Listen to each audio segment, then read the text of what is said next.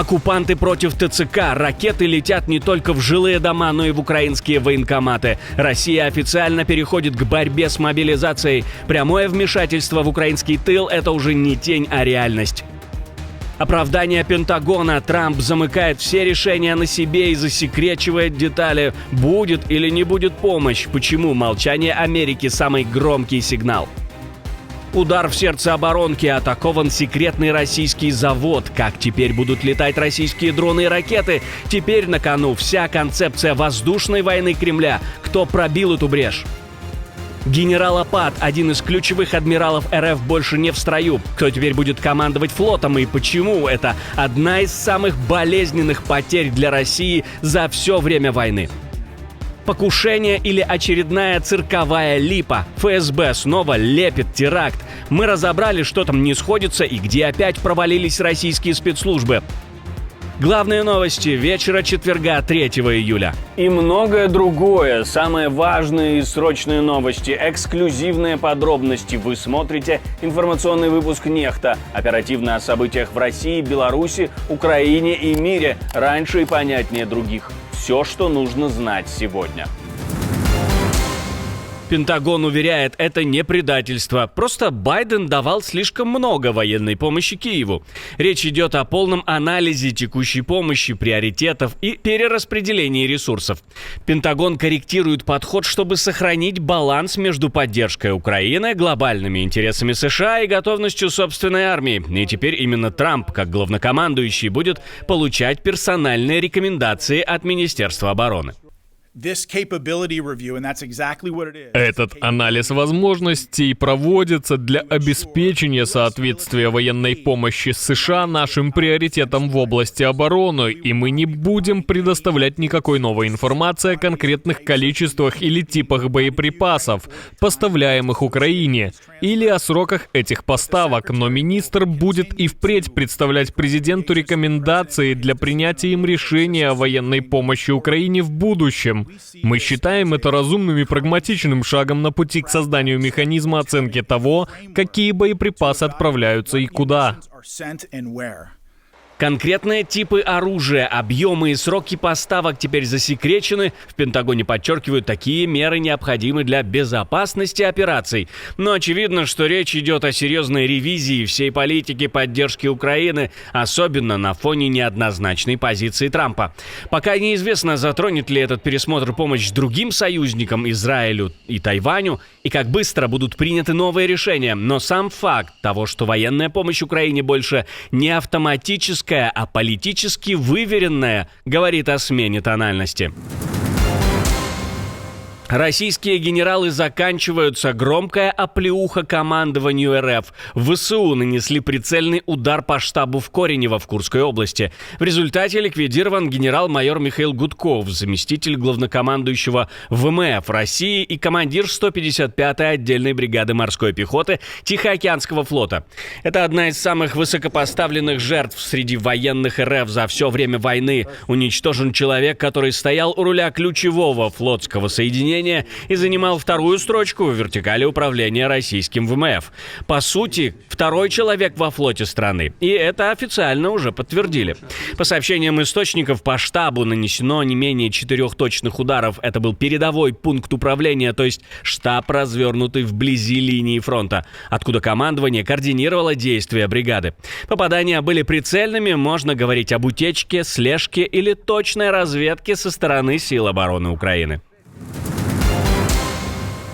Удар в сердце ВПК – это уже не просто налет, это точечная охота на ключевые военные цели. Украинские дроны атаковали суперсекретный завод «Энергия» в Липецкой области. Украинские беспилотники ударили по заводу, который напрямую подпитывает российскую армию в прямом смысле слова. Именно здесь делают аккумуляторы для дронов, ракет, авиации и даже флота.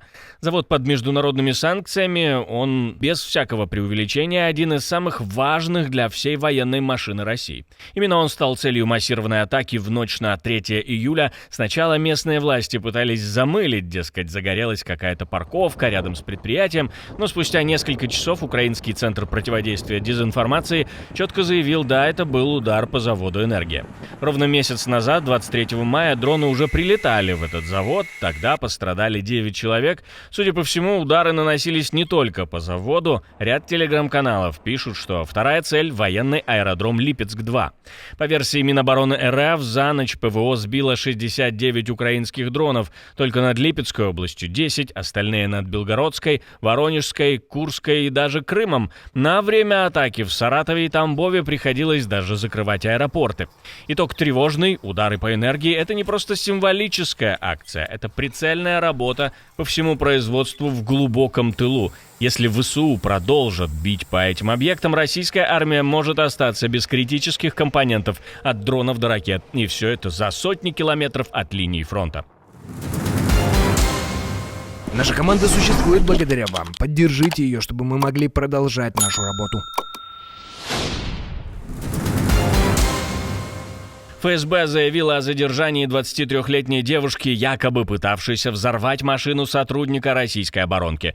Но верить этой истории на слово опасно. По версии спецслужбы, она устанавливала взрывное устройство под автомобиль сотрудника оборонного предприятия, но уже по первым формулировкам видно, история больше похожа на сценарий для пропагандистского фильма, чем на реальное дело.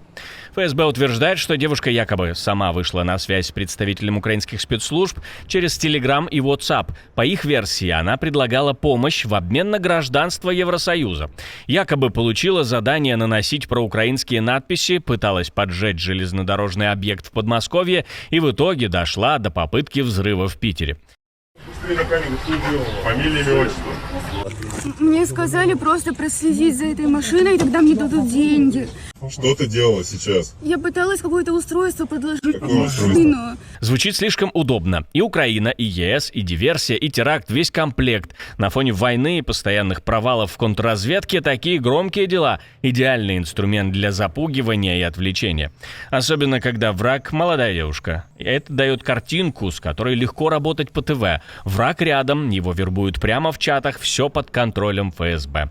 Но есть серьезный вопрос, а где доказательства, где кадры закладки бомбы, где материалы следствия, где независимая проверка? Пока есть только сухое заявление ведомства, какое-то странное видео, которому в последние годы верят все меньше и не без причины. Достаточно вспомнить, сколько дел о диверсиях и терактах рассыпались в судах, и либо оказывались ловушками, либо были построены на переписках с подставными кураторами. Россия атакует центры комплектации. Ночью шахеды прилетели в Полтаву. Под прицелом оказались военкоматы, жилые дома и мирные жители. Есть погибшие, десятки раненых. Дроны атакуют центр четвертьмиллионного города и целятся в том числе по зданиям ТЦК, территориальных центров комплектования, то есть, по сути, по воєнкоматам. Ворог в останні дні почав практикувати такі удари. Він має на меті, ми розуміємо, що він має на меті зірвати процес мобілізації, але я хочу сказати, що як ворогу, так і його посіпакам ще рано відкорковувати шампанське, оскільки процес неможливо зупинити, і ми будемо і далі комплектувати наше військо, готувати наших військових і залучати до оборони більшу кількість наших людей. Сразу несколько объектов поражены. Огонь перебрался на частные дома, повреждена гражданская инфраструктура, пылают машины, дома, город в дыму. Кадры прилетов публикуются в сети. Мы не будем этого тут делать из-за правил платформы. Густое задымление, скорая помощь, полиция, спасатели. Город фактически превращен в мишень. Есть погибшие и раненые. По официальным данным, жертвы среди гражданских, цифры пока уточняются. Экстренные службы продолжают разбор завалов. По словам властей, в момент удара люди находились в зданиях. Накануне, к тому же, звучали взрывы в Житомирской области на трассе Киев-Чоп. По первым сообщениям можно было подумать, что взорвалась АЗС.